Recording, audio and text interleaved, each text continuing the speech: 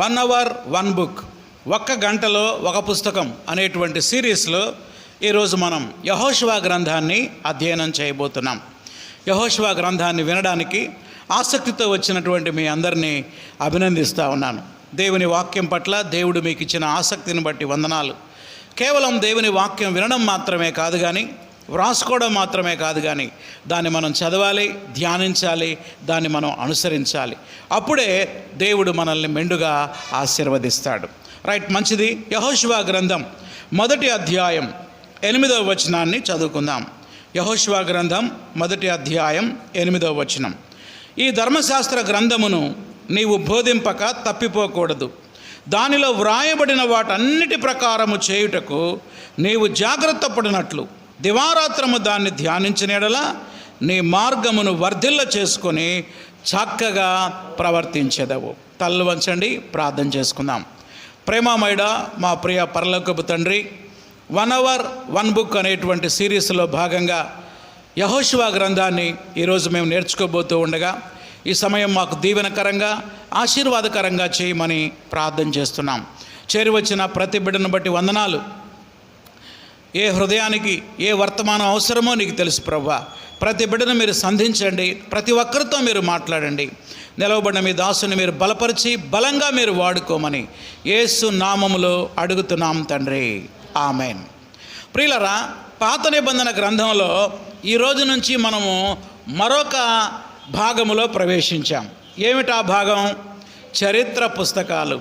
ఇప్పటి వరకు ధర్మశాస్త్రంలో ఉన్న 5 గ్రంథాలను మనం ధ్యానం చేశాం. ఈరోజు నుండి మనం మరొక భాగములో ఎంటర్ అవుతున్నాం.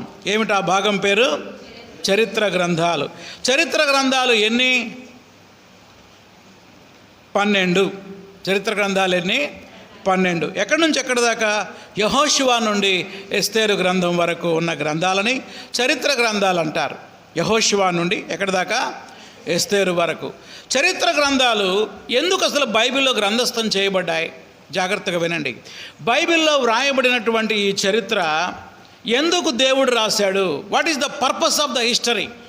చరిత్ర వెనుక ఉన్నటువంటి ఉద్దేశం ఏంటి?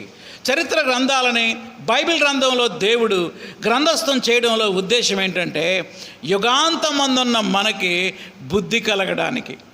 ఏంటి? యుగాంతమందున్న మనకి బుద్ధి కలగడానికి. చరిత్ర నుండి కొన్ని పాఠాలు మనం నేర్చుకోవాలి. దేని నుండి? చరిత్ర నుండి. బైబిల్లో ఉన్న ఇజ్రాయేలీల యొక్క చరిత్రలో నుండి అద్భుతమైనటువంటి లెసన్స్ మనం నేర్చుకోవాలి. అందుకు దేవుడు వాటిని గ్రంథస్థం చేశాడు. వాళ్ళల్లో ఆ చరిత్ర లోపలికి వెళ్తే చరిత్రలో గొప్ప గొప్ప వ్యక్తులు ఉన్నారు. కొంతమంది విజయాన్ని సాధించిన వాళ్ళు ఉన్నారు, మరి కొంతమంది ఓడిపోయిన వాళ్ళు కూడా ఉన్నారు. ఓడిపోయిన జీవితాలు ఎందుకు రాశాడంటే, మనం కూడా ఓడిపోవాలని కాదు. వారు ఎందుకు ఓడిపోయారంటే, ఈ తప్పు చేశారు కాబట్టి ఓడిపోయారు. కాబట్టి మనం ఏం చేయాలి? ఇప్పుడు ఆ తప్పు చేయకుండా జాగ్రత్తగా ఉండాలని మనకు హెచ్చరికగా ఓడిపోయిన జీవితాలను గ్రంథస్థం చేశాడు దేవుడు. మరి విజయాన్ని సాధించిన జీవితాలు ఎందుకు పెట్టాడంటే, వాళ్ళను మనం అనుసరించాలి, వాళ్ళను ఒక ఛాలెంజ్గా తీసుకోవాలని దేవుడు ఒక మంచి ఉద్దేశంతో మరి ఇజ్రాయేల్ యొక్క చరిత్రని మన యొక్క బైబిల్ గ్రంథములో వ్రాసి ఉంచాడు. కనుక రాబోయే దినాల్లో ఈ 12 పుస్తకాలని వరుసగా మనం ధ్యానం చేద్దాం. ఈరోజు యెహోషువ గ్రంథాన్ని మనం నేర్చుకోబోతున్నాం. జాగ్రత్తగా గమనించండి. యెహోషువ గ్రంథం, యెహోషువ అనేటువంటి పేరుకు అర్థం ఏమిటి? నోట్ చేసుకోండి. యెహోషువ అనే పేరుకు అర్థం యెహోవా రక్షించును. ఏంటి చెప్పండి? యెహోవా రక్షించును.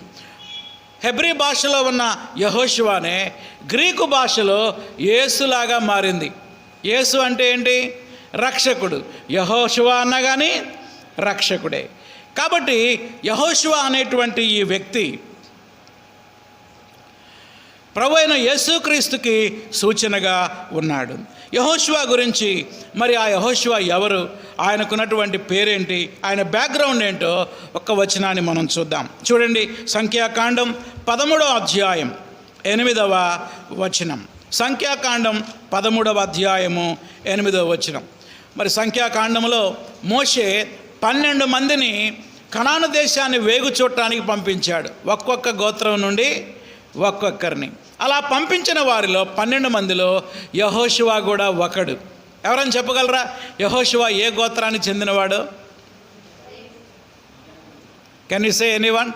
ప్రయత్నం చేయండి, చూద్దాం యెహోషువ ఏ గోత్రానికి చెందినవాడు. సంఖ్యాకాండం 13వ అధ్యాయము 8వ వచనం. ఎఫ్రాయిము గోత్రమునకు నూను కుమారుడైన హోషేయ, అనగా యెహోషువ అసలు పేరు హోషేయ. మరి ఎవరు మార్చారు ఈ పేరు? చూడండి 16వ వచనం. దేశమును సంచరించి చూచుటకు మోషే పంపిన మనుషుల పేర్లు ఇవే. మోషే నూను కుమారుడైన హోషేయకి యెహోషువ అనే పేరు పెట్టెను. ఇప్పుడు చెప్పండి, యెహోషువ ఏ గోత్రానికి చెందినవాడు?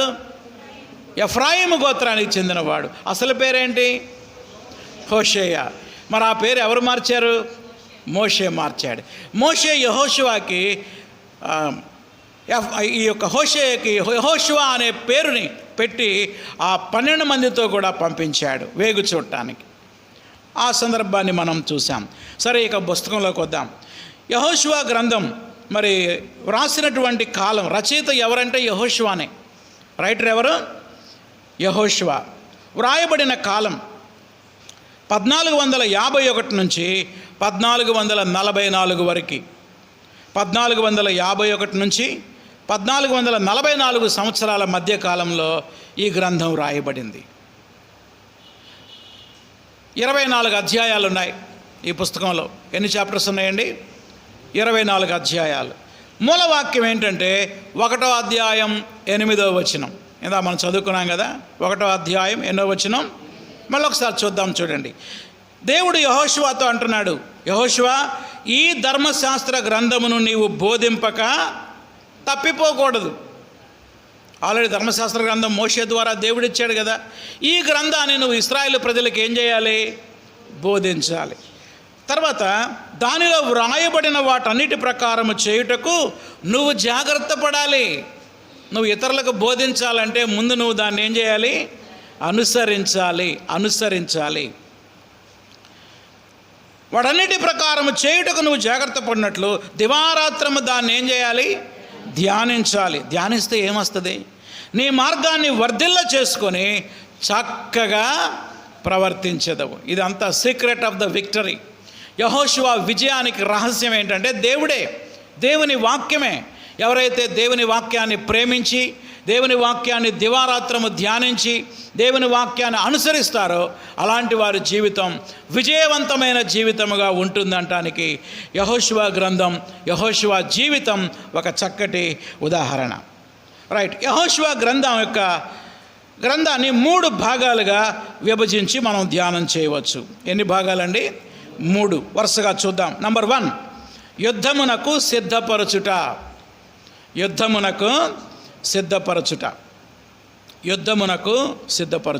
1 నుండి 5 అధ్యాయాలు. 1 to 5 చాప్టర్స్. 1 నుండి 5 అధ్యాయాలు. నెక్స్ట్, 2వ భాగం కానానును జయించుట. కానాను దేశాన్ని ఏం చేయాలి? ఏం చేశాడు? జయించాడు. Victory over Conan. కనాను దేశాన్ని జయించుట. 6వ అధ్యాయం 1వ వచనం నుండి 13వ అధ్యాయం 7వ వచనం వరకు. 13వ అధ్యాయం ఎక్కడి దాకా? 7వ వచనం వరకు. చివరిగా 3వ భాగం కనాను దేశాన్ని ఇశ్రాయేలీయులకు పంచుట. పంపకాలు. కనాను దేశాన్ని ఎవరికి పంచాడు? ఇశ్రాయేలీయులకి యెహోషువ పంచాడు. అది 13వ అధ్యాయం 8వ వచనం నుండి 24వ అధ్యాయం 33 వరకు, అనగా చివరి వరకు. 13:8 నుండి 24:33 వరకు. చెప్పండి ఒకసారి, చూసి చెప్పండి, పర్వాలేదు. యెహోషువ గ్రంథాన్ని ఎన్ని భాగాలుగా విభజించాం? 3 భాగాలు. 1, యుద్ధమునకు సిద్ధపాటు. 2వది కానానుని జయించుట. 3వది కనాను దేశాన్ని పంపకాలు. ఆ దేశాన్ని జయించి దాన్ని ఆక్రమించుకున్న తర్వాత ఏ గోత్రానికి ఏ ప్రాంతం అని పంపకాలు చేశారు. ఇది వెరీ సింపుల్ డివిజన్, రైట్. ఇప్పుడు మనం ఒక్కొక్కటిగా చూద్దాం. చెప్పండి, మొట్టమొదటిది ఏంటి? యుద్ధమునకు సిద్ధపరచుట. 1 నుంచి 5 అధ్యాయాల్లో యెహోషువ ఇజ్రాయేల్ యొక్క సైన్యాన్ని యుద్ధానికి సిద్ధపరుస్తూ ఉన్నాడు. ఎవరి మీద యుద్ధం? కనాను దేశంపై యుద్ధం. యాక్చువల్గా కనానుని దేవుడు అబ్రహాముకి వాగ్దానం చేశాడు. ఈ దేశమంతా నీకు నీ సంతానానికి ఇస్తాను అని వాగ్దానం చేశాడు. ఆ వాగ్దానం యొక్క నెరవేర్పే యెహోషువ గ్రంథం. దేవునికి స్తోత్రం. దేవుడు అబ్రహాముతో వాగ్దానం చేశాడు, ఈ దేశమంతా నీకు నీ సంతానానికి నేను స్వాస్థ్యముగా ఇస్తాను అన్నాడు. ఆ వాగ్దానము యెహోషువ గ్రంథంలో నెరవేరింది. ఆ దేశంలో ఆల్రెడీ 7 రకాల జాతుల వారు ఉన్నారండి. ఏ దేశంలో? కనాను దేశంలో. వాళ్ళు ఎవరు? ఆ 7 రకాలేంటో చూద్దాం. ద్వితీయోపదేశ కాండం 7వ అధ్యాయంలో 7 జాతుల పేర్లు రాయబడ్డాయి. ద్వితీయోపదేశ కాండం 7వ అధ్యాయము 1వ వచనం నేను చదువుతున్నా, దయచేసి గమనించండి. వీలైతే రాసుకోండి ఒక్కొక్క జాతి పేరు. ఎన్ని జాతులు? మొత్తం 7. 7వ అధ్యాయం 1వ వచనం, నీవు స్వాధీనపరచుకొనబోవు దేశములోకి నీ దేవుడైన యెహోవా నిన్ను చేర్చి బహుజనములను, అనగా సంఖ్యకును బలమునకును నిన్ను మించిన జనం. అర్థమైందా? అంటే ఇశ్రాయేలుల సంఖ్య కంటే నంబర్ ఎక్కువ ఎవరు ఉన్నారు? కనాను దేశంలో ఉన్నారు. ఇశ్రాయేలు యొక్క బలం కంటే ఎవరి బలం ఎక్కువ? కనానీయుల బలం ఎక్కువ. నిన్ను మించిన, ఇప్పుడు పేర్లు వస్తున్నాయి చూడండి. 1 హిత్తీయులు, 2 గిర్గాషీయులు, 3 అమోరీయులు, 4 కనానీయులు, 5 పెరిజ్జీయులు, 6 హివ్వీయులు, 7 యబూసీయులు అను 7 జనములను నీ ఎదుట నుండి వెళ్ళగొట్టిన తరువాత. కాబట్టి కనాను దేశంలో ఎన్ని జాతుల వారు నివసిస్తున్నారు? 7 జాతుల వారు నివసిస్తున్నారు. యెహోషువ ముందు ఒక పెద్ద టార్గెట్ ఉంది. ఏమిటి ఆ టార్గెట్ అంటే? చాలా కష్టమైన టార్గెట్ ఇది. ఏమి టార్గెట్? ఈ 7 రకాల జాతుల వారిని జయించి, ఒకవేళ వాళ్ళు తిరగబడితే వాళ్ళని చంపి, వాళ్ళని వెళ్ళగొట్టి ఆ దేశమంతటిని ఆక్రమించుకోవాలి. ఎందుకంటే నిజానికి ఆ దేశం దేవుడు ఎవరికి ఇచ్చాడు? ఇజ్రాయేలుకి ఇచ్చాడు. ఆ తర్వాత ఆ దేశాన్ని పంపకాలు చేయాలి. మరి ఇన్ని జాతుల వారిని కొద్ది సంఖ్యతో తక్కువ బలంతో జయించడం కష్టమే. అయితే దేవుడు అంటున్నాడు, యెహోషువ గ్రంథం 1వ అధ్యాయంలో దేవుడు చక్కటి వాగ్దానం చేస్తున్నాడు.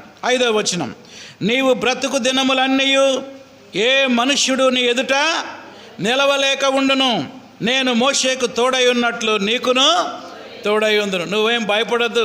మా సంఖ్య తక్కువ అని భయపడద్దు, వాళ్ళు ఎక్కువ అని భయపడద్దు. మా బలం తక్కువ అని భయపడద్దు, వాళ్ళ బలం ఎక్కువ అని భయపడద్దు. నేను నీకు తోడై ఉంటా అంటున్నాడు. 3వ వచనం, నేను మోషేతో చెప్పినట్లు మీరు అడుగుపెట్టే ప్రతి స్థలము మీకు ఇస్తాను. దేవుని యొక్క వాగ్దానం, దేవుని యొక్క వాగ్దానం. 6వ వచనం, నిన్ను విడువను, నిన్ను ఎడబాయను, నిబ్బరము కలిగి ధైర్యముగా ఉండము, వారికిచ్చేదనని నేను వారి పితరులతో ప్రమాణం చేసిన ఈ దేశమును నిశ్చయముగా నీవు ఈ ప్రజల స్వాధీనము చేసేదవు. చూడండి, దేవుడు యెహోషువని పిలిచి ధైర్యం చెప్తున్నాడు. నేను నీ వెనుకున్నా, నేను నీకు తోడుగా ఉన్నా, నేను నీకు సహాయం చేస్తానని దేవుడు యెహోషువకి ఎంతో ప్రోత్సాహాన్ని, ఎంతో ఎంకరేజ్మెంట్ని దేవుడు ఇస్తూ ఉన్నాడు. ఆ ప్రోత్సాహంతో యెహోషువ మరి యుద్ధ వీరుడిగా, సైన్యాధిపతిగా, మిలిటరీ కమాండర్గా తన మిలిటరీ సైన్యంతో కనాను దేశంలో ఎంటర్ అయి ఆ దేశాన్ని మొత్తాన్ని దేవుడు జయించడానికి దేవుడు సహాయం చేశాడు. అయితే ఈ మొదటి 5 అధ్యాయాలని 2 భాగాలుగా విభజించవచ్చు. ఎన్ని భాగాలండి? 2. ఏ, బి. ఏ, సైన్యమును సిద్ధపరచుట. ఏ ఏంటి? సైన్యమును సిద్ధపరచుట. 1వ అధ్యాయం 1వ వచనం నుండి 5వ అధ్యాయం 1 వరకు. 5వ అధ్యాయం 1 వరకు. ఇది భౌతికమైన సిద్ధపాటు అనవచ్చు. ఏం సిద్ధపాటు ఇది? భౌతికమైన సిద్ధపాటు. యుద్ధానికి వెళ్ళేటప్పుడు అందరూ రెడీ అవ్వాలి కదా. ఎలా రెడీ అవుతున్నారో మనం ఒక్కొక్క అధ్యాయంలో నుంచి మనం చూస్తాం. నెక్స్ట్ 2 ఆత్మీయ సిద్ధపాటు. రెండోది ఏం సిద్ధపాటు చెప్పండి? ఆత్మీయ సిద్ధపాటు. ఏదో భౌతికంగా సిద్ధపడటం మాత్రమే కాదు, ఆత్మీయంగా కూడా సిద్ధపడాలి. అది 5వ అధ్యాయం 2వ వచనం నుండి 15వ వచనం వరకు. 2 నుంచి ఎక్కడి దాకా? 15 వరకు. అనగా మొదటి భాగాన్ని ఎన్ని భాగాలకు విభజించాం? 2. ఒకటి భౌతిక సిద్ధపాటు, రెండవది ఆత్మీయ సిద్ధపాటు. భౌతిక సిద్ధపాటులో ఏం చేస్తున్నాడు? సైన్యం అంతటినీ సిద్ధపరుస్తూ ఉన్నాడు. దీని వివరాలు తర్వాత మీకు వివరిస్తా. నెక్స్ట్ 2వ భాగంలోకి వద్దాం. కనానుని జయించుట. అదే 2వ భాగం. కనాను జయించుట అనే దాన్ని 4 భాగాలుగా 5 భాగాలుగా మనం విభజిద్దాం. ఎన్ని భాగాలండి? 5. ABCDE. ఏ యెరికో,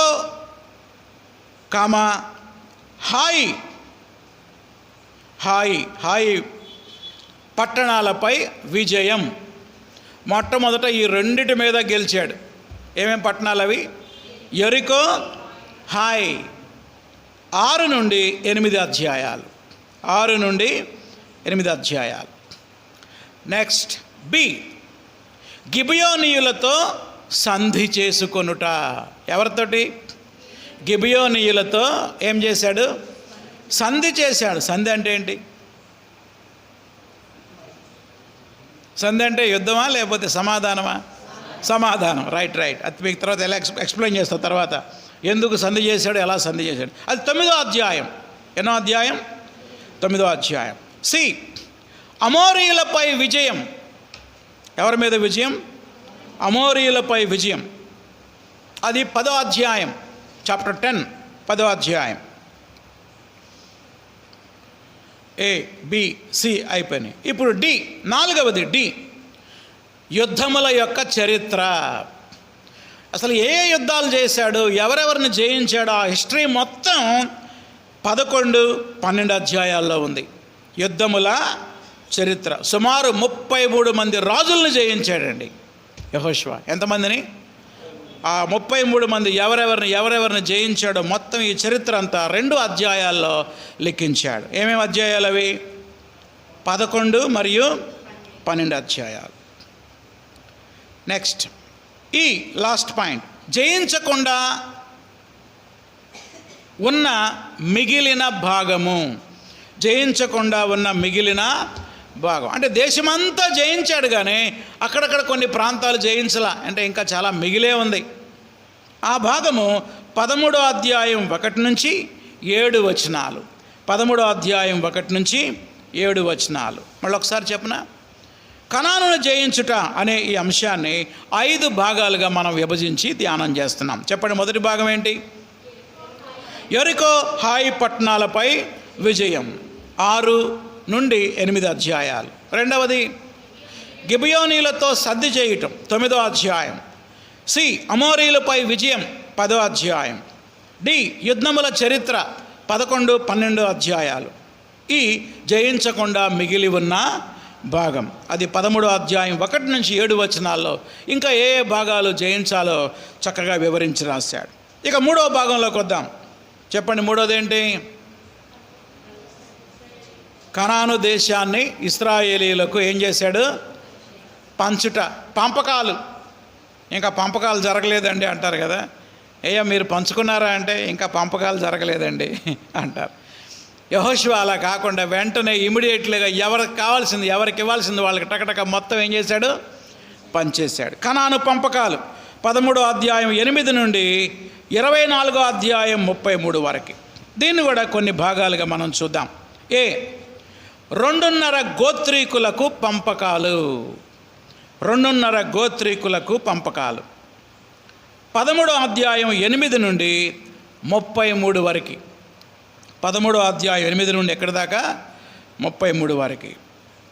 ఈ 2.5 గోత్రీకులు ఎవరు? లాస్ట్ టైం చెప్పాను నేను. రూబేను, గాదు, మనష్షే అర్ధగోత్రం. గుర్తున్నాయా?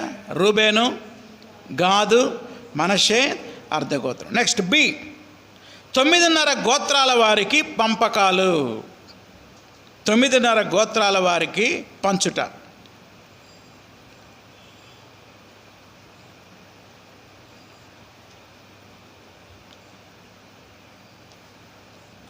2.5 గోత్రాలకు ఏం రాస్తున్నారు రిఫరెన్స్? 13వ అధ్యాయం 8 నుండి 33 వచనాలు. ఇప్పుడు రెండవది 9.5 గోత్రాలకు పంపకాలు 14 నుండి 19 అధ్యాయాలు. 14వ అధ్యాయం మొదలుకొని ఎక్కడి దాకా? 19 వరకు. నెక్స్ట్ సి 6 ఆశ్రయపురములు. పోయినసారి మీకు పరిచయం చేశారు ద్వితీయోపదేశ కాండంలో. ఆశ్రయపురములు ఎన్ని? 6 ఆశ్రయపురాలని యెహోషువ ఏర్పాటు చేశాడు. అది 20వ అధ్యాయం. ఎన్నో అధ్యాయం? 20వ అధ్యాయం. నెక్స్ట్ డి లేవీయులకు పట్టణాలు. లేవీ గోత్రానికి కొన్ని పట్టణాలు కేటాయించారు, లేవీయుల పట్టణాలు. అది 21వ అధ్యాయం. 21వ అధ్యాయం. నెక్స్ట్ ఈ 2.5 గోత్రాల వారు కట్టిన సాక్షి బలిపీఠము. కనాను అవతల స్థిరపడ్డారు కదా వీళ్ళు.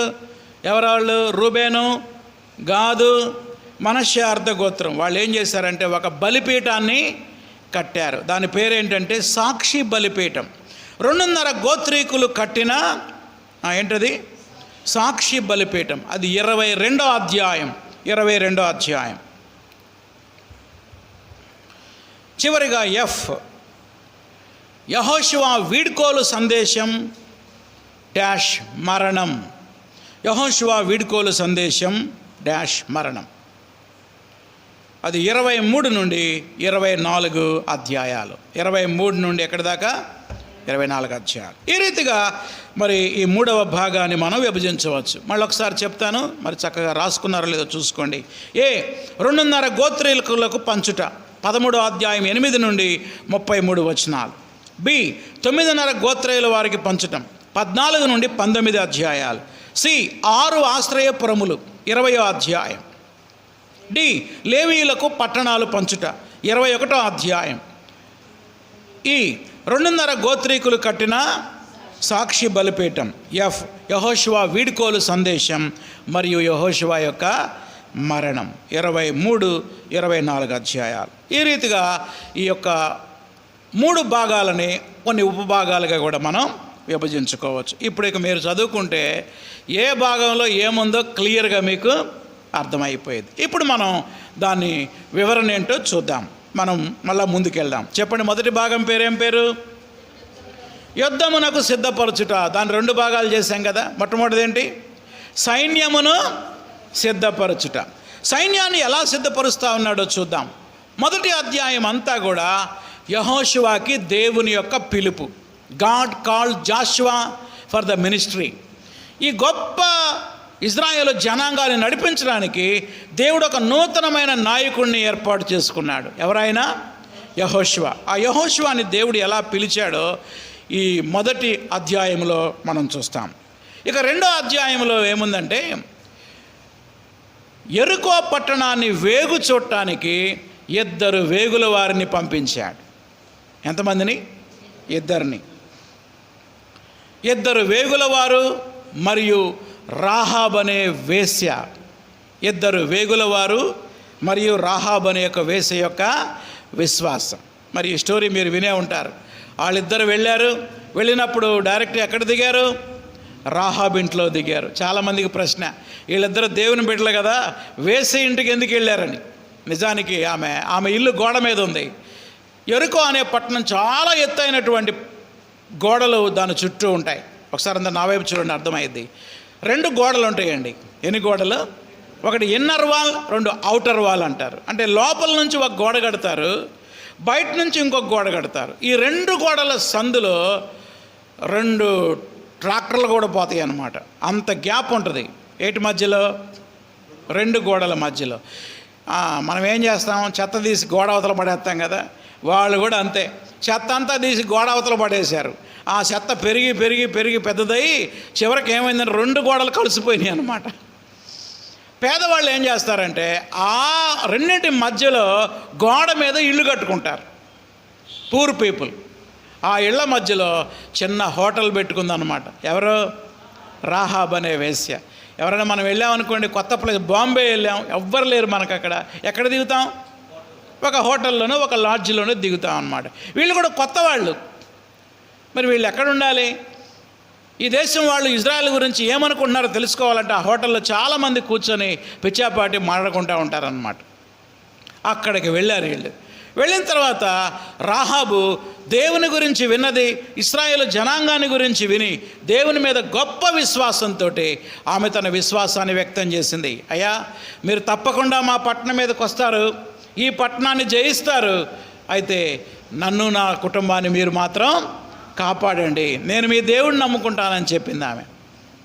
ఆ వాగ్దానం చేశారు. ఆ రీతిగా ఆమె ఆ ఇద్దరిని కాపాడింది.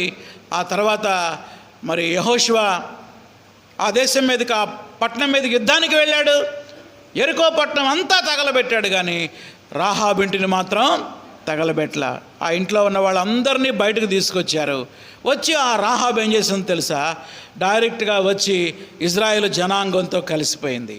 ఆమె ఒక అన్యురాలు. ఇజ్రాయేలు దేవుని యందు విశ్వాసం ఉంచి ధన్యురాలుగా మారి ఇశ్రాయేలు జనాంగంలో చేరింది. చేరినప్పుడు ఇశ్రాయేలీల్లో ఒక పురుషుడు ఆమెను వివాహం చేసుకున్నాడు. అప్పుడు పుట్టాడు ఎవరు? బోయేజు. అర్థమైందా?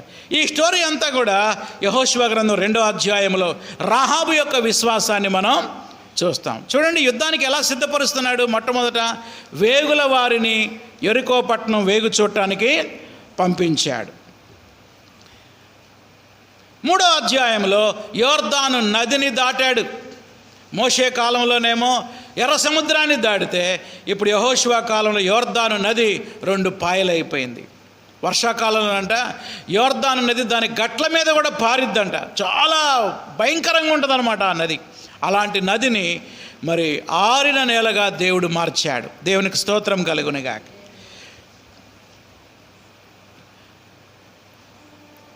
ఇక ఈ రీతిగా మరి యుద్ధానికి వాళ్ళు సిద్ధపడ్డారు. అది భౌతిక సిద్ధపాటు. మరి ఆత్మీయ సిద్ధపాటు ఏంటి? ఆత్మీయ సిద్ధపాటు ఎక్కడి నుంచి ఎక్కడి దాకా? 5వ అధ్యాయం 2 నుండి 15 వరకు. ఆత్మీయ సిద్ధపాటులో వాళ్ళు 2 పనులు చేశారండి. రాసుకోండి 2. ఏమిటా 2 అంటే?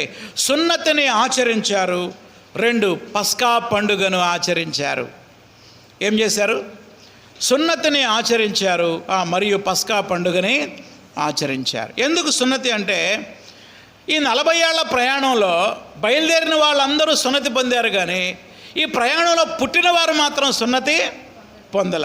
అందుకనే దేవుణ్ణి జ్ఞాపకం చేసుకోవడానికి, మేము యెహోవా దేవుని ప్రజలం అని నిబంధనని జ్ఞాపకం చేసుకోవడానికి యెహోషువ మగవాళ్ళందరికీ సున్నతి చేయించాడు. 2వది పస్కా పండుగను ఆచరించి దాన్ని సెలబ్రేషన్ చేశారు. దీని ద్వారా ఏమైంది? ప్రజలకి దేవుని మీద విశ్వాసం పెరుగుతుంది. వాళ్ళు దేవుణ్ణి జ్ఞాపకం చేసుకోవాలి, ఆత్మీయంగా సిద్ధపడాలి. అప్పుడే వాళ్ళు విజయాన్ని సాధిస్తారు. ఇది మొదటి భాగం. ఓకే, మొదటి భాగంలో 2 విషయాలు చూసాం. ఒకటి యుద్ధమునకు సిద్ధపడుట, 2వది ఆత్మీయ సిద్ధపాటు. ఆత్మీయ సిద్ధపాటులో ఏమేం చేశారు చెప్పగలరా? సున్నతిని ఆచరించి మేము యెహోవా దేవుని ప్రజలం అని గట్టిగా చాటారు. పస్కా పండుగను ఆచరించి దేవుని యొక్క గొప్పతనాన్ని, ఆనాడు ఐగుప్తుపై ఎలాంటి విజయం దేవుడిచ్చాడో దాన్ని జ్ఞాపకం చేసుకున్నారు. అప్పుడు ఏమైంది? జ్ఞాపకం చేసుకుంటే వీళ్ళ విశ్వాసం బలపడిద్ది అన్నమాట. ఇక 2వ భాగంలోకి వద్దాం. చెప్పండి, 2వ భాగం ఏంటి? కనానును జయించుట. 6 నుండి 13 అధ్యాయాలు. చాలా పెద్ద భాగం ఇది. దీనిలో మొట్టమొదట యెరికోపై, హాయిలపై విజయం. మరి 6వ అధ్యాయంలో యెరికోపై విజయం. యెరికో చాలా పెద్ద నగరం అండి, చాలా బలమైనటువంటి గోడలు. మీరు చదివితే ఆశ్చర్యపోతారు. కనీసం యుద్ధం చేయకుండా, కత్తి ఉపయోగించకుండా దేవుడు అన్నాడు, యెరికో పట్టణం చుట్టూ 7 సార్లు తిరగండి, 7 రోజులు అన్నాడు. ఎన్ని రోజులు? రోజుకు ఒకసారి పాటలు పాడుకుంటూ తిరుగుతారు అంతే. లోపల ఉన్న సైనికులు అనుకుంటున్నారు వీళ్ళకి ఏమైనా పిచ్చా, యుద్ధానికి వచ్చేవాళ్ళు పాటలు పాడుకుంటూ తిరుగుతారేంటి అనుకుంటున్నారు వాళ్ళు. 7వ రోజు అన్నాడు 7 సార్లు తిరగండి అన్నాడు అంతే. ఎప్పుడైతే వాళ్ళు దేవుని స్తుతించారో ఆ బలమైన గోడలు పెళపెళమని పగిలిపోయాయి. వెంటనే యెరికోలోకి వీళ్ళు ప్రవేశించి యెరికో పట్టణం మొత్తాన్ని నాశనం చేశారు. దానికి ముందు దేవుడు ఒక హెచ్చరిక చేశాడు. ఏమిటా హెచ్చరిక అంటే, యెరికో పట్టణాన్ని నేను శపించాను, శపితమైన దానిని ఏది మీరు తీసుకోవద్దు అని చెప్పారు. తీసుకోవద్దు అంటే ఒకడు తీసుకున్నాడు. ఎవడాడు? ఆకాను. ఏం పేరు వాడి పేరు?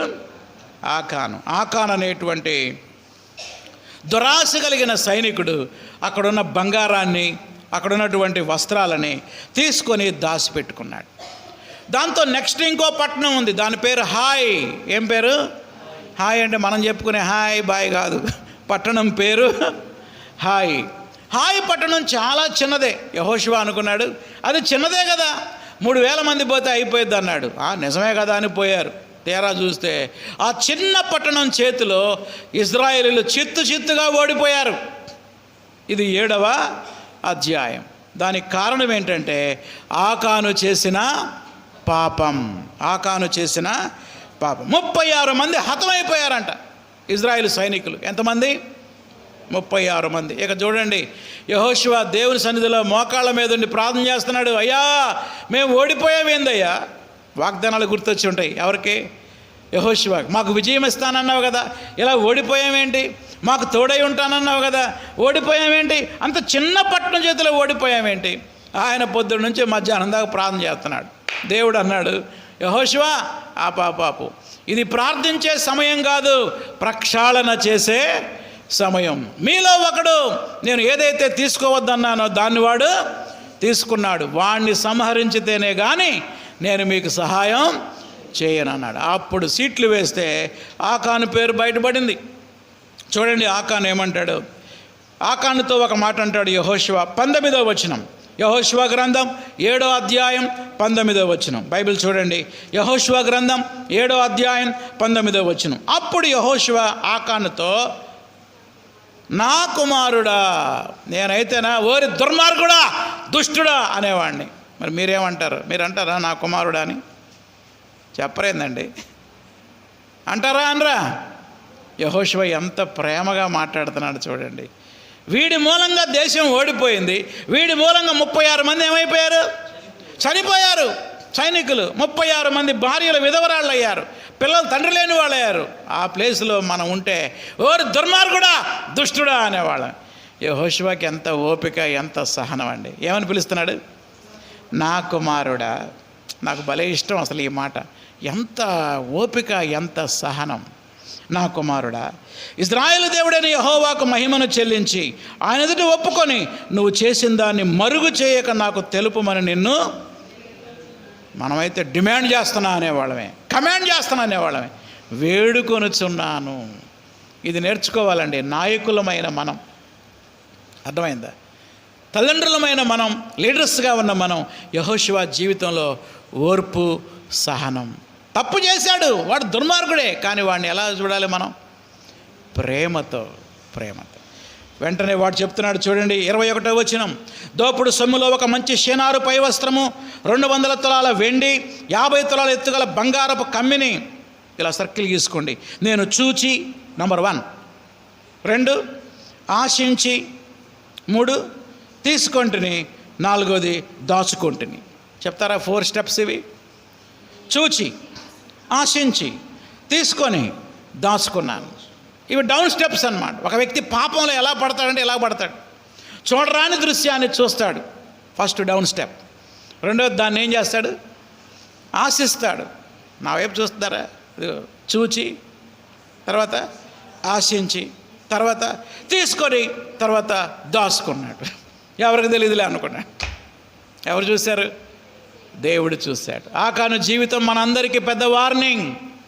ఏదైతే చూడకూడదో దాన్ని చూసావో నువ్వు ఆత్మీయంగా ఏమైపోయినట్టు, ఒక స్టెప్ కిందకి పడిపోయినట్టు. తర్వాత ఆకాను కుటుంబాన్ని రాళ్లతో కొట్టి చంపేసి కాల్చేశారు. అప్పుడు దేవుడు హాయి మీద మళ్ళీ వాళ్ళకి విజయాన్ని ఇచ్చాడు. ఇది ఒక పెద్ద గుణపాఠం దేవుని బిడ్డలమైన మనకి, నాయకులమైనటువంటి మనకి. ఆ తర్వాత ఎవరితో సంధి? బి, గిబియోనీయులతో సంధి. యెహోషువ యొక్క జీవితంలో ఒకే ఒక ఫెయిల్యూర్. ఇది ఫెయిల్యూర్. ఎక్కడ పడ్డా విజయమే, కానీ ఇక్కడ మాత్రం ఓడిపోయాడు. ఎవరు? యెహోషువ. ఎవరు ఈ గిబియోనీయులు? ఏమిటి వాళ్ళ కథ? చెప్తాను, జాగ్రత్తగానండి. నా వైపు చూడండి అందరూ. గిబియోనీయులు అనే వాళ్ళకి వణుకు పుట్టింది. ఎందుకంటే తనకంటే పెద్ద నగరాలైన యెరికోని హాయిని ఏం చేశారు, వీళ్ళు జయించారు. నెక్స్ట్ మా మీదకే వస్తారు, ఇక మనం కూడా అయిపోయినట్టే. కాబట్టి వాళ్ళతో యుద్ధం చేయడం కంటే సంధి చేసుకోవడం మంచిదనే ఆలోచన ఎవరికి వచ్చింది? గిబియోనీలకు వచ్చింది. యెహోషువకి తెలియదు నెక్స్ట్ ఎవరున్నారు. చంపుకుంటా పోవడమే, జయించుకుంటా పోవడమే. నెక్స్ట్ గిబియోనీల ద్వారా సంగతి ఎవరికి తెలియదు? యెహోషువకి తెలియదు. అప్పుడు వాళ్ళు మారువేషం వేసుకొని పాత చొక్కాలు వేసుకొని వచ్చారు, పాత చెప్పులు వేసుకొని వచ్చారు. ఏం చెప్పులు? అరిగిపోయిన చెప్పులు, ఎండిపోయిన రొట్టెలు తీసుకొని యెహోషువ దగ్గరికి వచ్చారు. అయ్యా మేము చాలా దూరం నుండి వచ్చాం సార్ అన్నారు. ఎక్కడి నుంచి? దూరం నుంచి వచ్చాం. చూడండి, కొత్త చెప్పులు వేసుకొని బయలుదేరాం, మీ దగ్గరకు వచ్చేసరికి ఏమైపోయినాయి? అవి పాత చెప్పులు అయిపోయినాయి. ఇదిగోండి మేము బయలుదేరేటప్పుడు ఈ రొట్టెలు ప్యాక్ చేసుకొని వచ్చాం, చూడండి ఎలా అయిపోయినాయో, ఎండిపోయినాయి. మమ్మల్ని చంపబాకండి, మేము మీతో సంధి చేసుకుంటాం, మాతో సమాధానం చేయమనగానే కనీసం ప్రార్థన కూడా చేయకుండా, దేవుని చిత్తం తెలుసుకోకుండా యెహోషువ వాళ్ళతో చేయగలిపాడు. ఎస్, మేము మిమ్మల్ని చంపము, మేము మీతో సమాధానం చేస్తాం. ఈ సంధి అయిపోయిన తెల్లారి పొద్దునే తెలిసింది వాళ్ళు ఎవరో కాదు, పక్కింటి వాళ్ళని. అప్పుడు ఏడుస్తాడు, అయ్యో ఎంత తప్పు చేశాను నేను, ఎంత పొరపాటు చేశాను, మీరు మమ్మల్ని మోసం చేశారంటాడు యెహోషువ. అప్పుడు వాళ్ళు అంటారు, మేము భయపడి అలా చేసామయ్యా, మీరు దేవుని సన్నిధిలో ప్రమాణం చేశారు కాబట్టి మమ్మల్ని చంపబాకండి. అప్పుడు యెహోషువ అంటాడు, అలాగైతే మిమ్మల్ని చంపము, మీరు నా దేవుని మందిరం పనిలో కట్టెలు నరికేవాళ్ళగా, నీళ్లు మోసేవాళ్ళగా మిమ్మల్ని పెట్టుకుంటామంటే అలా వాళ్ళను ఉపయోగించుకున్నారు. ప్రియులారా, నేర్చుకోవాల్సిన గొప్ప పాఠం ఏంటంటే అన్యజనులతో సంబంధ బాంధవ్యాలు పెట్టుకునేటప్పుడు చాలా జాగ్రత్తగా ఉండాలి. యెహోషువ మోసపోయినట్టు చాలామంది ఏమైపోతున్నారు ఈ రోజుల్లో?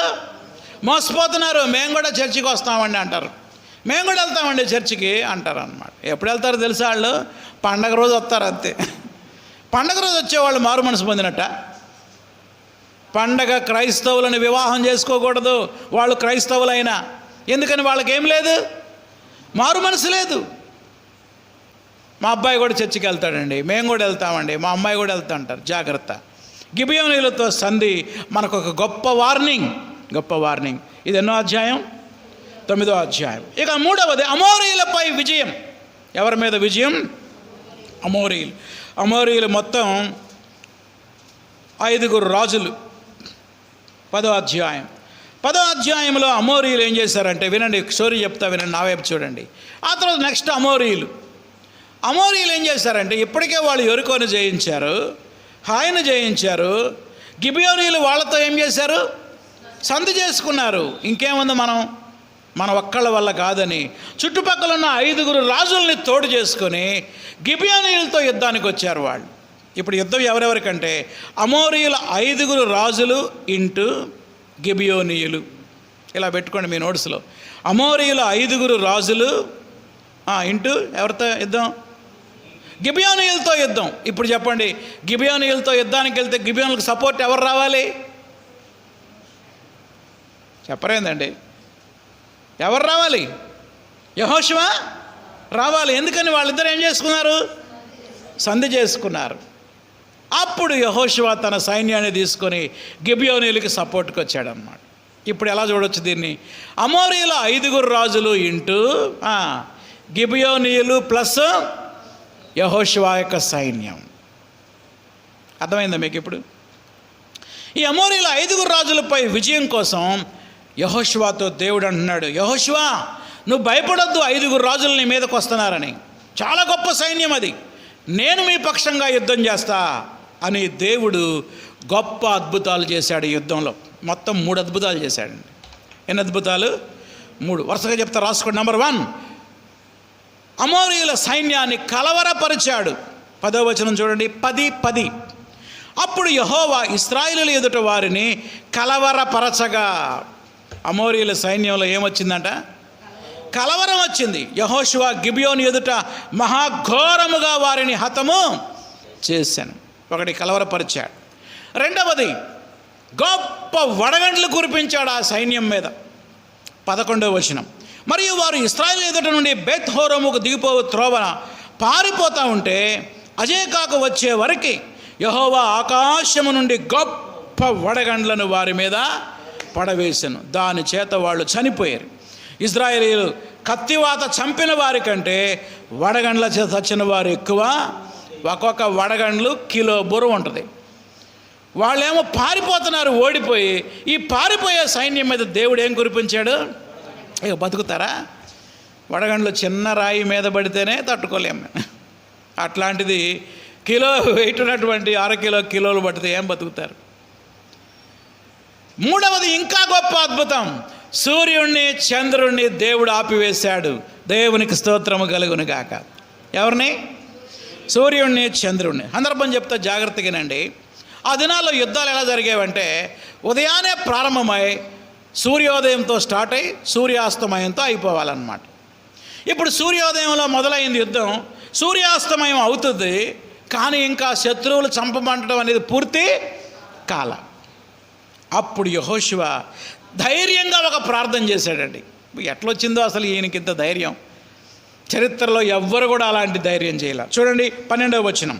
యెహోవా ఇశ్రాయేలు ఎదుట అమోరీయులను అప్పగించిన దినమున ఇశ్రాయేలు వినుచుండగా యెహోషువ యెహోవాకు ప్రార్థన చేశాను. డైరెక్ట్గా సూర్యుడితో అంటున్నాడు, సూర్యుడా నీవు గిబియోనులో నిలువుము, చంద్రుడా నీవు అయ్యాలోను లోయలో నిలువుము. ఎప్పుడు దాకా? జనులు తమ శత్రువుల మీద పగ తీర్చుకునే వరకు సూర్యుడు నిలిచెను, చంద్రుడు ఆగెను. 13వ వచనం. సూర్యుడు ఆకాశ మధ్యంలో నిలబడి ఇంచుమించు ఒక నాడెల్లా అస్తమింపలే త్వరపడలేదు. సెంటర్లో ఉన్నాడంట. సూర్యుడు ఇలా అస్తమయం అవుతూ ఉంటే నా వైపు చూడండి, ఇలా అస్తమయం అవుతా ఆగు ఆగు ఆగు ఆగు ఆగు. ఇంకా పని అవలా. ఏం పని కాలేదు? శత్రువులను సంహరించే పని. What a great faith! ఎంత గొప్ప విశ్వాసం అండి, ఎంత గొప్ప విశ్వాసం. అందుకే యెహోషువ విశ్వాస వీరుల జాబితాలో హెబ్రీ పత్రిక 11వ అధ్యాయంలో చేర్చబడ్డాడు. కనుక దేవుడు అమోరీయులపై విజయం కోసం 3 అద్భుతాలు చేశాడు. చెప్పండి. 1 చెప్పలేరా? కలవరపరిచాడు సైన్యాన్ని, ఇంకా వడగండ్లు కురిపించాడు, చివరికి సూర్య చంద్రుల్ని కూడా. బహుశా ప్రపంచం అంతా నివ్వెరపోయి ఉంటుంది. అరే టైం అవుతుంది, ఇంకా పొద్దుకోకలేదేంది, అర్ధరాత్రి 12 అయినా ఇంకా ఎట్లా ఉంది? పట్టపగల్లాగానే ఉంది, నడి మధ్యాహ్నం లాగానే ఉంది. అలాంటి గొప్ప అద్భుతం చేయడం ద్వారా అమోరీయుల 5 రాజులపై గొప్ప విజయాన్ని దేవుడు ఇచ్చాడు. యెహోషువ దేవుని మీద ఆధారపడ్డప్పుడు దేవుడు శత్రువులపై విజయం ఇచ్చాడు. ఆ తర్వాత ఏంటి? యుద్ధముల యొక్క చరిత్ర 11 నుండి 12 అధ్యాయాల్లో ఏ ఏ దేశాలతో యుద్ధం చేశాడో వివరంగా రాయబడింది. ఆ రాజుల పేర్లన్నీ ఎక్కడున్నాయంటే 9వ వచనం నుంచి 12వ అధ్యాయం 9వ వచనం నుండి 24 వరకు అన్నీ కలిపినే చూడండి బైబిల్లో. చదవనా నేను? 9వ వచనం. యెరికో రాజు, హాయి రాజు, యెరూషలేము రాజు, హెబ్రోను రాజు, అన్ని రాజులే. లాస్ట్కి వచ్చేద్దాం. ఆ రాజులందరి సంఖ్య 31. అక్కడ 31 వేసుకోండి. అంటే 31 మంది రాజుల్ని జయించడానికి దేవుడు ఎవరికి సహాయం చేశాడు? యెహోషువకి, అతని సైన్యానికి సహాయం చేశాడు. తర్వాత భాగం ఏంటి? జయించకుండా ఉన్న మిగిలిన భాగం. ఎక్కడి నుంచి ఎక్కడి దాకా? 13వ అధ్యాయం 1 నుండి 7 వచనాలు చదువుతాం. చూడండి 13:1. యెహోషువ బహుదినములు గడిచిన వృద్ధుడు కాగా, ముసలాడు అయిపోయాడు బాగా. ఎవరో? యెహోషువ. ఆయన పని అయిపోయింది, ఇక చాలా ఓల్డ్ అయిపోయాడు. దేవుడు అంటున్నాడు చూడండి, యెహోవా అతనికి ఎలాగూ సెలవిచ్చెను, నీవు బహుదినములు గడిచిన వృద్ధుడవు, స్వాధీనపరుచుకున్నటకు అతి విస్తారమైన దేశం ఇంకా మిగిలి ఉన్నది. 5వ వచనం. గిబ్లీల దేశం, హెర్మోను కొండ దిగువనున్న బయల్గాలు మొదలుకొని హమాతు పోవు మార్గం వరకు లెబానోను ప్రదేశం, లెబానోను మొదలుకొని మిశ్రేపోత్మాయం వరకు దేశం ఏమైంది? మిగిలి ఉన్నది. 6వ వచనం. మన్యపు నివాసులందరినీ, సిదోనీయులందరినీ నేను ఇశ్రాయేలు ఎదుటి నుంచి వెళ్ళగొడతా. కాబట్టి నేను నీకు ఆజ్ఞాపించినట్లు నీవు ఇశ్రాయేలుకు స్వాస్థ్యముగా దాన్ని ఏం చేయాలి? పంచిపెట్టాలి. నేను వెళ్ళగొడతా వాళ్ళని. ఎవరంట? మన్యపు దేశం. మన్యం అంటే ఏంటి? పోయినసారి చెప్పా మీకు. మన్యం అంటే హైట్, అప్. పర్వత ప్రాంతం, కొండ ప్రాంతాలలో ఉన్నటువంటి గొప్ప గొప్ప ఎత్తైనటువంటి డెఫీలను సైతం, అలాంటి వాళ్ళని సైతం నేను వెళ్ళగొడతానని దేవుడు వాగ్దానం చేస్తూ ఉన్నాడు. ఈ రీతిగా మనం రెండవ భాగాన్ని మనం ముగించుకున్నాం. ఇప్పుడు ఫైనల్ పార్ట్కి వద్దాం. చెప్పండి, what is the final part? Final part ఏంటి? కనాను పంపకాలు. కనాను దేశాన్ని ఇజ్రాయేలీలకు ఏం చేశారు? పంచారు. 13వ అధ్యాయం 8 నుండి 24వ అధ్యాయం 33 వరకు. చెప్పండి, మొట్టమొదటిది ఏంటి? 2.5 గోత్రీకులకు పంచుట. ఎక్కడ పంచాడు చెప్పగలరా? కనాను అవతల, కనానులో కాదు, కనాను అవతల. ఆ దేశాల ఆ గోత్రాలు ఏంటి? రూబేను గోత్రం, గాదు గోత్రం, మనష్య అర్ధ గోత్రం. కారణం ఏంటంటే వాళ్ళే అడిగారు, మాకు చాలా పశువులు ఉన్నాయి, ఈ సీహోను ఓగుళ్ళు జయించాడుగా మోషే కాలంలో, ఇక్కడ చాలా పచ్చిక మేత ఉంది, మేము ఇక్కడే ఉంటాం, మా పశువులకు మేత బాగుందంటే సరే మీరు ఇక్కడే ఉండండి అని ఆ 2.5 గోత్రీకుల్లో రూబేనీలకి ఏ ప్రాంతాలు, గాదుకి ఏ ప్రాంతం, మనష్య అర్ధగోత్రానికి ఏ ప్రాంతం అని విభజించాడనమాట.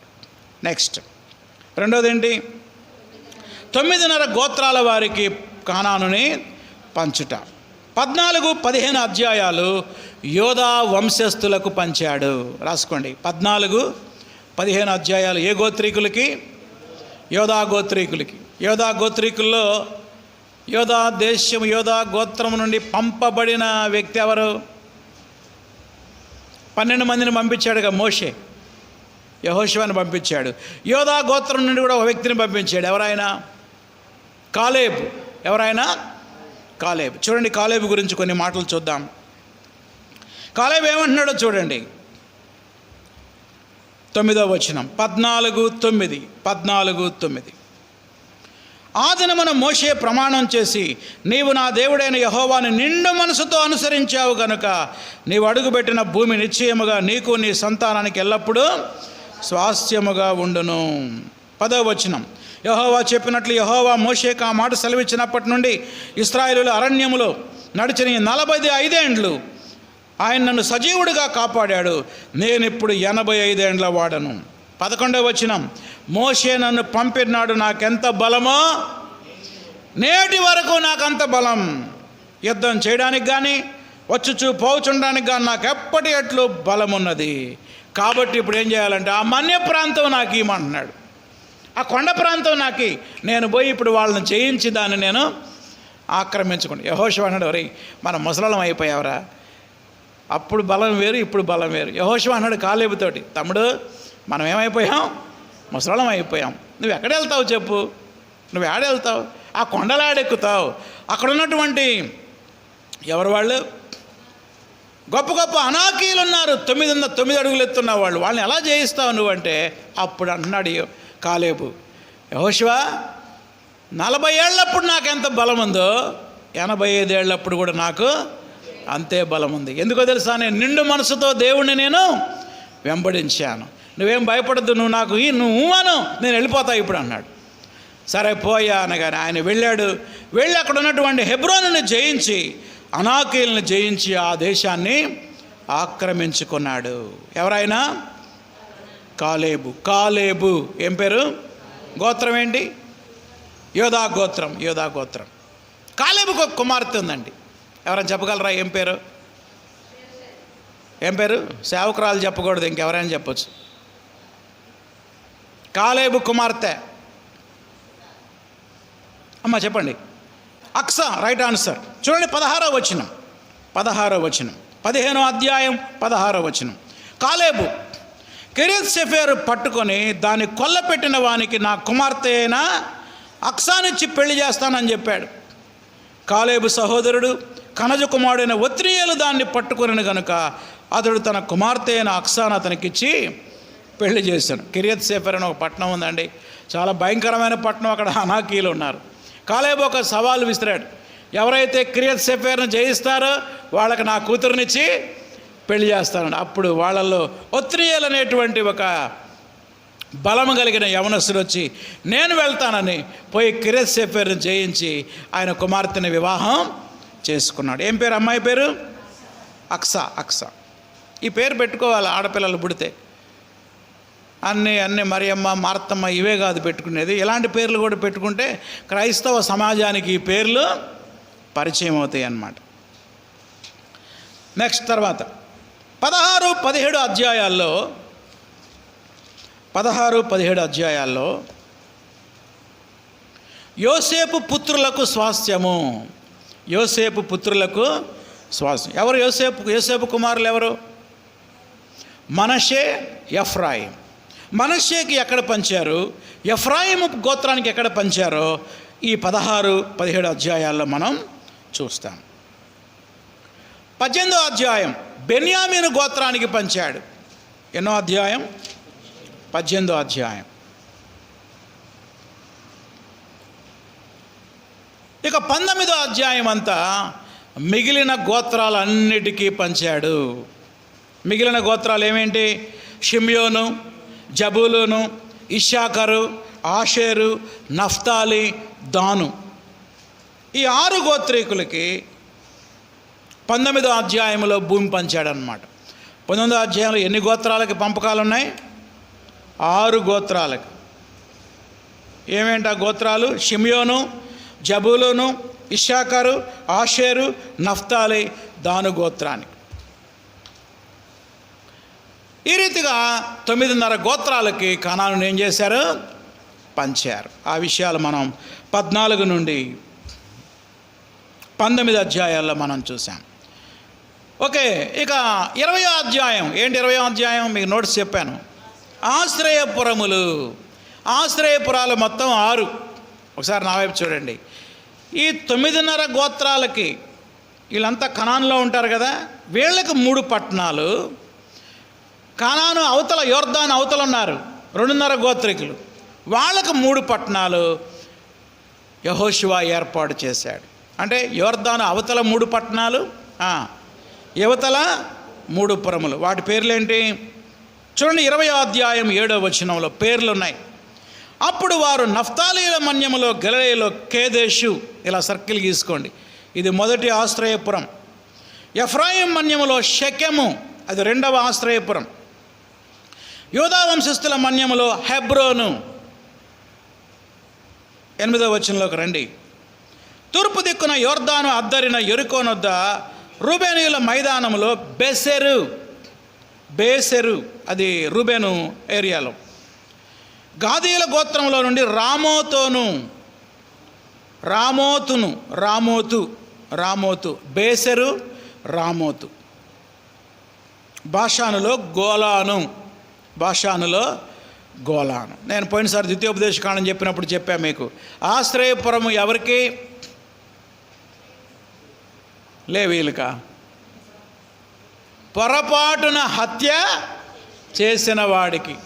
పొరపాటున హత్య ఎలా జరిగిద్దో కూడా చెప్పా. 2 కలిసి అడవికి వెళ్ళారు కట్టెలు నరకడానికి. ఒకడు నరుకుతూ ఉంటే గొడ్డలూడి ఆ కింద ఉన్నవాడి మీద పడింది, వాడు చచ్చిపోయాడు. కావాలని చంపాడా, పొరపాటును చంపాడా? ఈ పొరపాటును చంపిన వాడు ఏం చేయాలంటే పరిగెత్తుకుంటూ పారిపోయి ఆశ్రయపురంలోకి వెళ్ళాలి. ఎందుకంటే చచ్చిపోయిన వాడి బంధువులు ఆవేశంతో కత్తులు తీసుకుని నిన్ను చంపడానికి వస్తారన్నమాట. వాళ్ళకి దొరకకుండా ఉండటం కోసం వాడు ఆశ్రయపురంలో అడుగు పెడితే చాలు, ఇక వాడిని ఏం చేయకూడదు.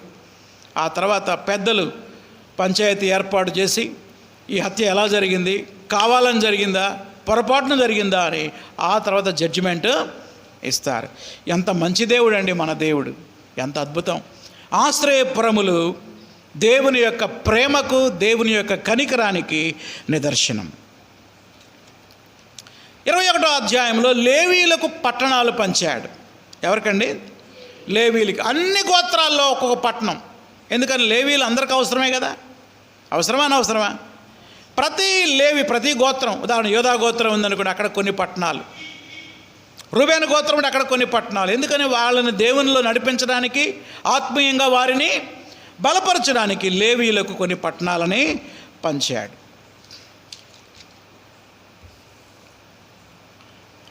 తర్వాత ఏంటి చూడండి, 22వ అధ్యాయం. 2.5 గోత్రీకులు కట్టిన సాక్షి బలిపేట. ఇక్కడ మిస్అండర్స్టాండింగ్ ఒకటి వచ్చింది, జాగ్రత్తగానండి. ఈ స్టోరీ చెప్తా, అందరు నా వైపు చూడాలి. ఈ రూబేను, గాదు, మనష్య అర్ధగోత్రం 2.5 గోత్రం అవతలకి వెళ్ళిపోయారు కదా. యెహోషువ ఏమన్నాడంటే, మీ 2.5 గోత్రీకులకి స్వాస్థ్యం దొరికింది, ఈ 9.5 గోత్రీకులకి స్వాస్థ్యం దొరకాలంటే యుద్ధాలు చేయాలి. కాబట్టి మీలో మగవాళ్ళందరూ యుద్ధానికి రమ్మంటే ఆడవాళ్ళంతా అక్కడే ఉన్నారు.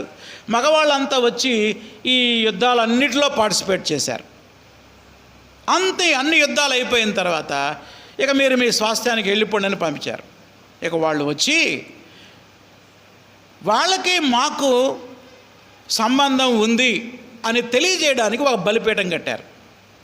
వాళ్ళు మేము అన్నదమ్ములమే అని రాబోయే తరాలు తెలుసుకోవడానికి. రేపు ఎవడన్నా 2-3 ఏళ్ల తర్వాత, 2-3 తరాల తర్వాత, ఎవడరా మీరు కనాన్లో వాళ్ళు కాదు, మీరు బయట వాళ్ళు, మీకు మాకు సంబంధం లేదని అంటారేమోనని మేము కూడా ఇశ్రాయేలీయులమే అనడానికి ఒక సాక్షి బలిపీఠాన్ని కట్టారు. ఎవరు కట్టింది?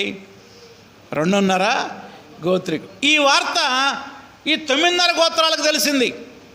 వాళ్ళల్లో ఫీనెహాస్ అనేటువంటి యాజకుడు లేచి, అదిగో చూడు వాళ్ళు బలిపీఠం కట్టారు, అన్య దేవతలకు కట్టారేమోనని మిస్అండర్స్టాండింగ్ చేసుకొని అందరు యుద్ధానికి వచ్చారు. ఎవరి మీదకి?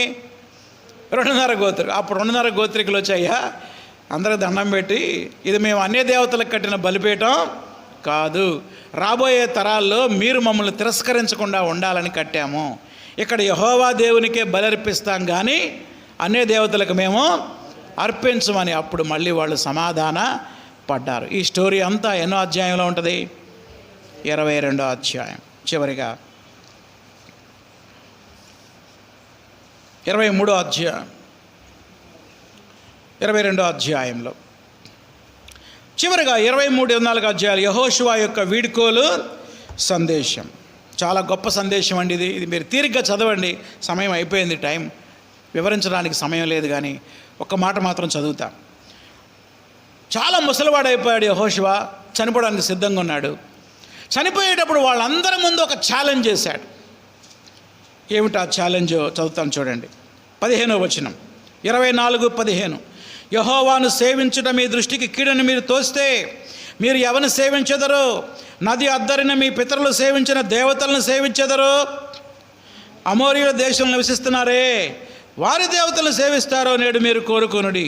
మీరెవరిని సేవింప కోరుకొనెను, నేనును నా ఇంటివారు యెహోవానే సేవిస్తాం. అదండి ఛాలెంజింగ్ మెసేజ్.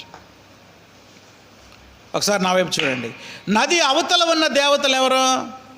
ఐగుప్తీయుల దేవతలు. కనానులో ఉన్న దేవతలు ఎవరు? అమోరీయుల దేవతలు. యెహోషువ వృద్ధాప్యంలో నిలబడి అందరితో మాట్లాడుతున్నాడు. మీరెవరిని కోరుకుంటారో నాకు తెలియదు. నది అవతల ఉన్న ఆ దేవతల్ని కోరుకుంటారా, కనానులో ఉన్న దేవతలను కోరుకుంటారా నాకు తెలియదు. నేనైతే నేను నా ఇంటివారు యెహోవానే సేవిస్తాను. అందరు చెప్పండి ఆ మాట. నేను నా ఇంటివారు యెహోవానే సేవిస్తాం. That is the final challenge. అప్పుడు అందరూ అన్నారు, లేదు మేము వాళ్ళని పూజించం, వీళ్ళని పూజించం, మీలాగా మేము కూడా యెహోవా దేవుణ్ణే పూజిస్తామని వాళ్ళు చెప్పారు. చివరిలో 110 సంవత్సరాలు బ్రతికి యెహోషువ చనిపోయాడు. 28వ వచనం, 29 యెహోషువ గ్రంథం 24వ అధ్యాయం 29వ వచనం. ఈ సంగతులు జరిగిన తర్వాత నూను కుమారుడు యెహోవా దాసుడైన యెహోషువ 110 సంవత్సరముల వయస్సు గలవాడై మృతి పొందాను. ఆ రీతిగా యెహోషువ చనిపోయాడు. ఇది యెహోషువ గ్రంథం. నోట్ చేసుకోండి. యెహోషువలో క్రీస్తు, యెహోషువలో ప్రభు అయిన యేసుక్రీస్తు మనకి ఎలా కనపడతాడంటే యెహోవా సేనాధిపతి యేసుక్రీస్తు అయి ఉన్నాడు. ఎవరండి? యెహోవా సేనాధిపతి. యెహోవా సేనాధిపతి యేసుక్రీస్తే. 5వ అధ్యాయం 13వ వచనం చూడండి. 5వ అధ్యాయం 13వ వచనం. అందరు బైబిల్ తీసి చూడాలి. 5:13 యెహోషువ యుద్ధానికి సిద్ధపడతా ఉన్నాడు యెరికో ప్రాంతంలో. యెహోషువ యెరికో ప్రాంతంలో ఉన్నప్పుడు అతను కన్నులెత్తి చూడగా దూసిన కత్తి చేత పట్టుకున్న ఒకడు అతని ఎదుట నిలిచి ఉండెను. అర్థమైందా? సైన్యాన్ని యుద్ధానికి రెడీ అవుతున్నాడు. ఒక సైనికుడు ఖడ్గం తీసుకొని ఉన్నాడంట. ఇదిగో నా వైపు చూడండి ఒకసారి. ఇట్లా నిలబడ్డాడు ఒక సైనికుడు. ఏం తీసుకొని? ఖడ్గం తీసుకొని. యెహోషువ అడుగుతున్నాడు ఆ వ్యక్తిని, నువ్వు మా పక్షాన ఉన్నవాడివా, మా విరోధుల పక్షంగా ఉన్నవాడివా, నువ్వెవడివి? దానికి ఆయన ఏమంటున్నాడో చూడండి. 15వ వచనం, యెహోవా సేనాధిపతి, నీవు నిలిచి ఉన్న ఈ స్థలము పరిశుద్ధమైన స్థలము. క్షమించండి, 14వ వచనం, అతడు కాదు, యెహోవా సేనాధిపతిగా నేను వచ్చి ఉన్నాను అనగానే యెహోషువ నేల మట్టుకు సాగిలపడి నమస్కారము చేసి, నా ఏలినవాడు తన దాసునికి సెలవిచ్చినదేమని అడిగాను. అప్పుడు దేవుడు అన్నాడు, ఈ స్థలం పరిశుద్ధమైనది, నీ పాదముల రక్షలను తీసివేయము. ఆ రోజు యెహోషువ కనబడి యెహోషువాని బలపరిచింది ఎవరంటే ప్రభు అయిన యేసుక్రీస్తు. యెహోషువ గ్రంథంలో స్త్రీలు. 1 రాహాబు, 6వ అధ్యాయం 17 నుండి 25. 2వ స్త్రీ చెప్పగలరు ఎవరో?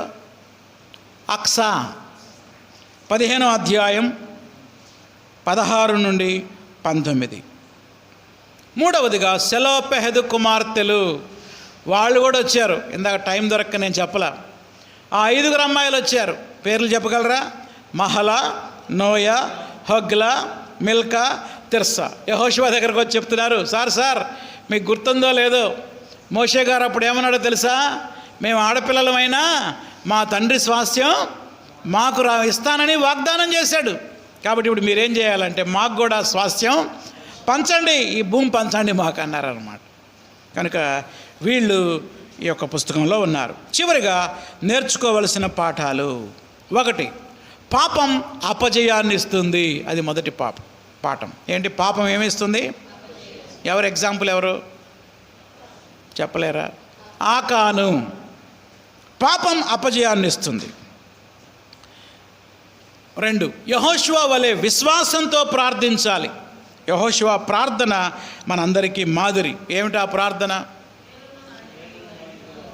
కాదు, సూర్య చంద్రులను ఆపమని చేసిన ప్రార్థన. అదేమో యెహోషువ తీర్మానం.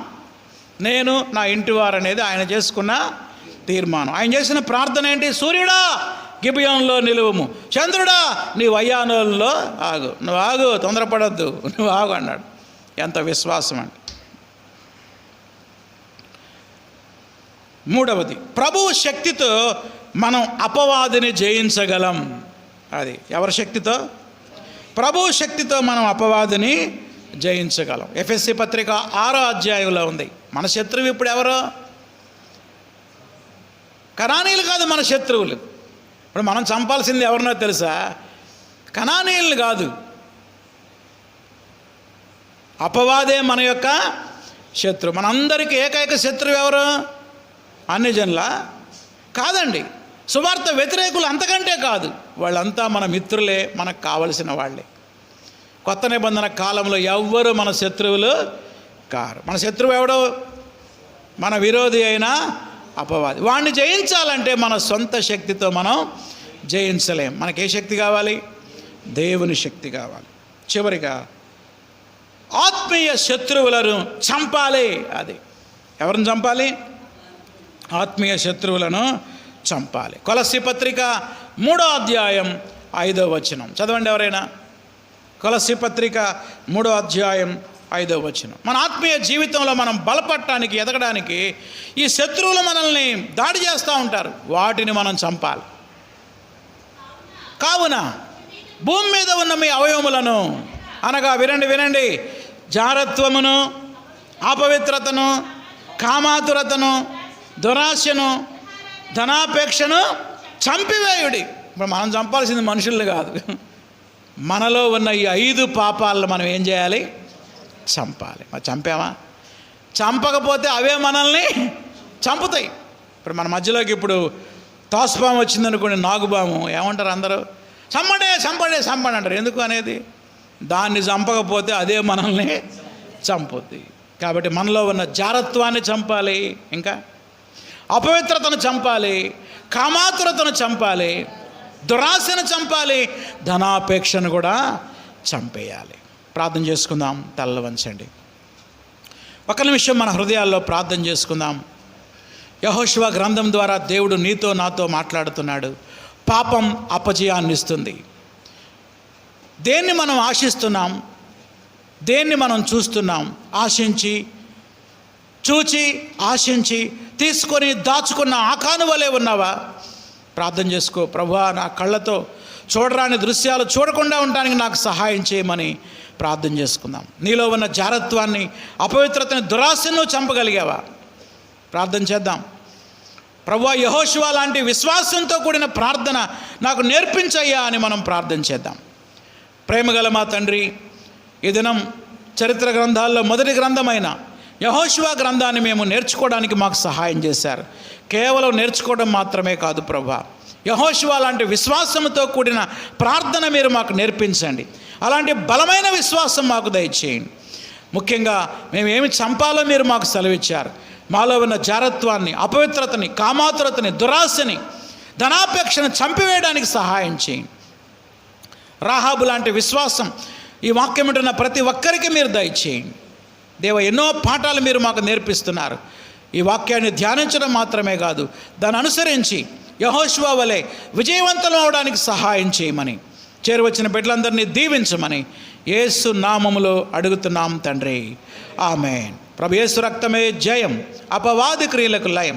ప్రభు యేసు రక్తమే జయం, అపవాది క్రియలకు లయం. ప్రభు యేసు రక్తమునకు సంపూర్ణ విజయం, అపవాది క్రియలకు అనంత నాశనం.